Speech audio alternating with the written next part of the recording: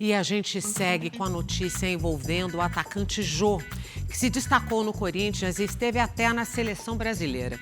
O jogador foi preso essa semana por não pagar a pensão alimentícia dos 2 filhos. Essa é a terceira vez que ele é detido pelo mesmo motivo. E a prisão do Jô não é um caso isolado. Muitos jogadores com carreiras de destaque também já enfrentaram esse mesmo problema com a justiça, principalmente quando penduraram as chuteiras. João Alves de Assis Silva, ou como é mais conhecido, o Jô, centroavante revelado e multicampeão pelo Corinthians. Conquistou torcidas no Brasil e no exterior. Uma carreira de sucesso, com títulos da Libertadores, do Brasileirão, Copa do Brasil, isso sem contar os regionais e os troféus no exterior. Em 2014, foi um dos convocados de Felipão para a Copa, no Brasil. O João é um jogador que apareceu muito cedo para o futebol, com 16 anos, um dos mais jovens a fazer gols com a camisa do Corinthians, e cumpriu uma trajetória que é muito comum entre jogadores de futebol, né? Esse sucesso precoce, depois a venda para o futebol europeu, muito dinheiro, muita fama, e ele construiu uma carreira sólida, ele é um jogador importante. Jô chegou a anunciar a aposentadoria há 2 anos. Voltou atrás e no ano passado jogou pelo Amazonas, na Série B do Brasileiro. Neste ano, já com 38 anos, defendeu o Itabirito, no Campeonato Mineiro, e atualmente está sem clube. Um jogador que começa a carreira profissional muito jovem, com 16 anos, e é vendido também muito jovem, e passa por um processo de várias transferências internacionais, ele ganha muito dinheiro. Quando a gente fala em muito dinheiro, a gente pode quantificar em dezenas de milhões de reais tranquilamente. E não foi o futebol que fez Jô voltar a ser notícia. Na quinta-feira, ele foi preso ao tentar embarcar num avião no aeroporto de Guarulhos, em São Paulo. O motivo? Atrasos no pagamento da pensão alimentícia dos filhos. No caso específico do Jô, é sabido que ele tem aí 8 filhos, salvo engano, né? E numa situação normal, a pessoa, né, que tem que receber uma pensão, se ela não recebe dentro do prazo correto, acumulando aí 3 meses, ela pode ingressar com o pedido de prisão daquele que tem que pagar a pensão. Nós tivemos uma relação no passado, dessa relação nasceu nosso filho. Hoje a relação que eu tenho com ele é sobre a responsabilidade da criança, né? Responsabilidade essa que não está sendo cumprida como deveria da parte dele. Essa foi a terceira prisão de Jô pelo mesmo motivo. Em maio de 2024, o atleta foi preso em Campinas, momentos antes de entrar em campo contra a Ponte Preta. O Amazonas pagou a dívida da pensão e Jô foi liberado no dia seguinte. Quando ele deixa de pagar a pensão, a criança sente isso, né? Se sente abandonada pelo pai. Não é só questão de dinheiro, é a questão do emocional da criança. Em dezembro do ano passado, nova prisão. Dessa vez em Contagem, Minas Gerais, quando já era jogador do Itabirito. Os advogados de Jô disseram que ele estava em dia com a pensão e foi detido por um erro de comunicação entre os tribunais de justiça de Minas e da Bahia. Muitas vezes as pessoas falam, ele foi preso porque não pagou pensão, bem feito. Não, não é assim. Ele ajuda na condição que ele tem hoje. É importante destacar isso exatamente porque ele não está desassistindo os filhos. Por ser um processo que envolve o menor e corre em segredo de justiça, eu não posso dar muitos detalhes. O que eu posso assegurar é que tudo foi feito dentro do que determina a lei e a justiça.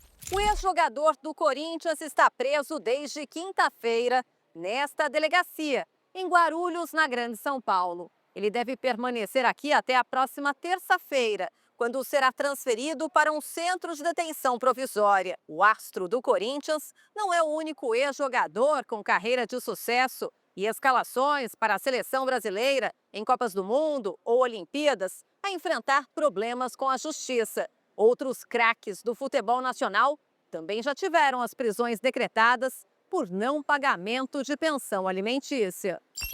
Em setembro de 2024, o volante Anderson, medalha de bronze com a seleção brasileira nos Jogos Olímpicos de Pequim, na China, teve a prisão decretada por atrasos no pagamento de pensão, que somavam mais de R$300 mil. Mas Anderson chegou a um acordo na justiça. Um ano antes, em setembro de 2023, Serginho Chulapa, centroavante que defendeu o Brasil na Copa de 1982, foi preso no litoral paulista.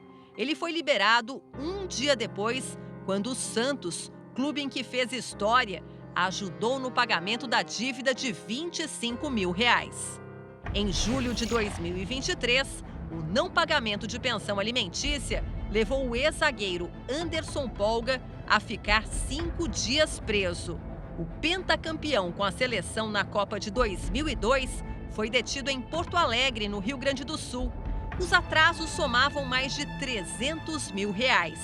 Ele foi solto depois de acertar o parcelamento da dívida. Zé Elias, outra ex-estrela revelada pelo Corinthians, que em 1996 defendeu a seleção brasileira na conquista do bronze olímpico em Atlanta, nos Estados Unidos, foi preso em julho de 2011. Ele cumpriu a pena máxima na época, que era de 30 dias de detenção por uma dívida estimada na ocasião em mais de R$1 milhão.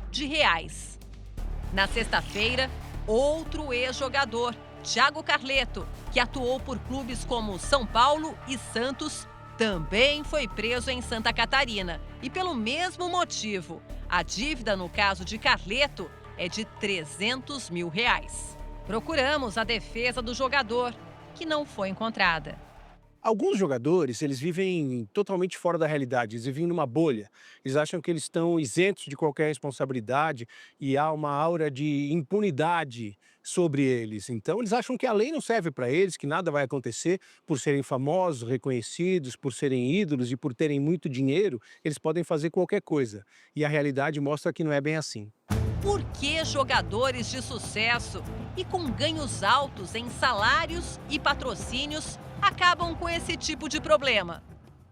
Os jogadores de futebol, muitos deles de origem muito simples, eles acabam caindo nessas armadilhas da fama e das pessoas que cercam as armadilhas da fama.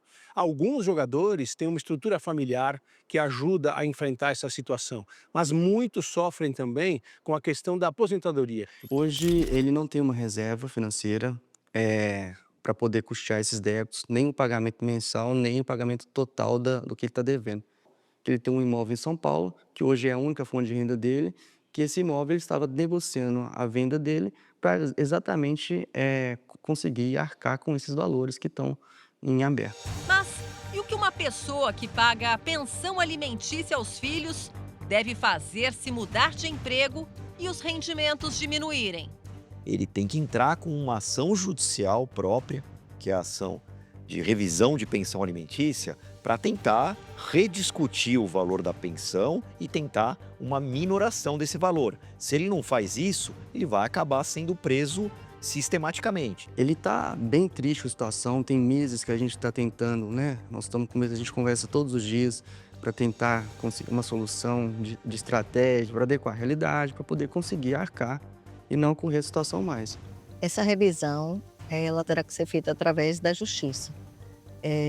A justiça que vai analisar se ele tem ou não condição de pagar a pensão, né? Eu não estou aqui nem por exposição nem por vingança. Eu estou aqui porque meu filho tem direito e eu vou continuar seguindo e lutando pelos direitos do meu filho. Eu lamento muito pelo que acontece com o Jô. Eu imagino que esteja sendo difícil para ele conviver com o fim da fama, com o fim da própria carreira, não estar mais sob os holofotes, né? E eu torço para que ele possa encontrar uma solução na outra etapa da vida dele.